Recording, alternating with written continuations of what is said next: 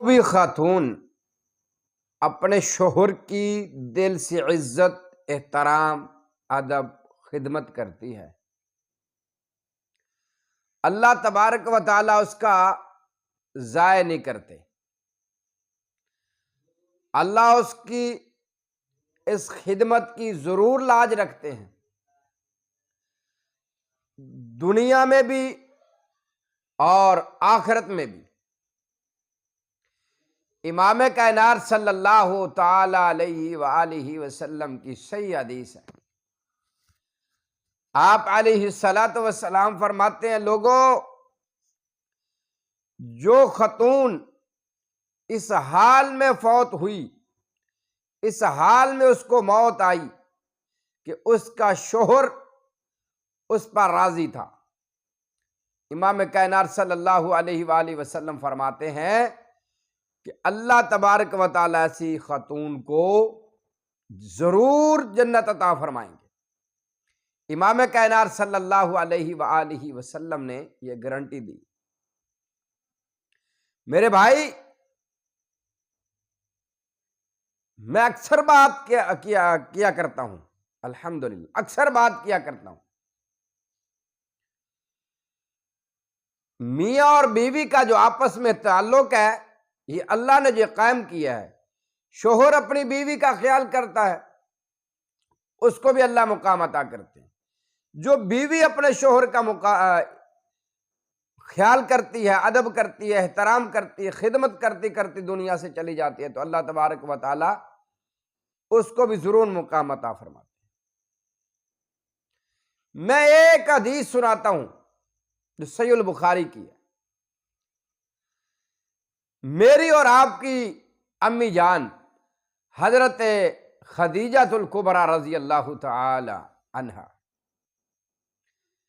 اپنے شوہر حضرت محمد رسول اللہ صلی اللہ علیہ وسلم کے لیے غار حرا میں کھانا لے کے جاتی ہے۔ اللہ اکبر!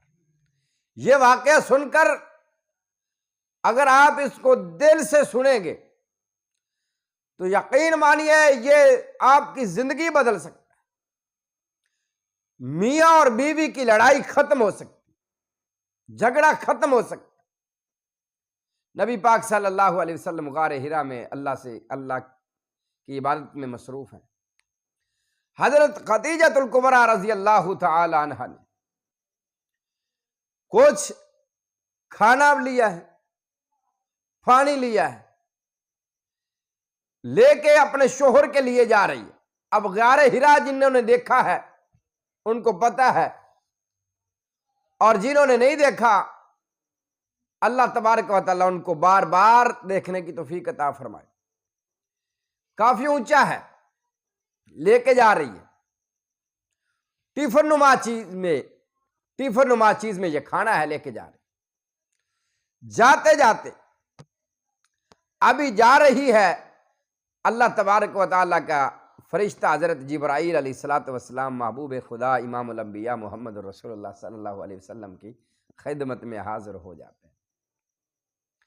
اللہ کے حضور صلی اللہ علیہ وسلم، آپ کی بیوی خدیجہ آپ کے لیے کھانا لے کے آ رہی، آپ کے لیے پانی لے کے آ رہی جی۔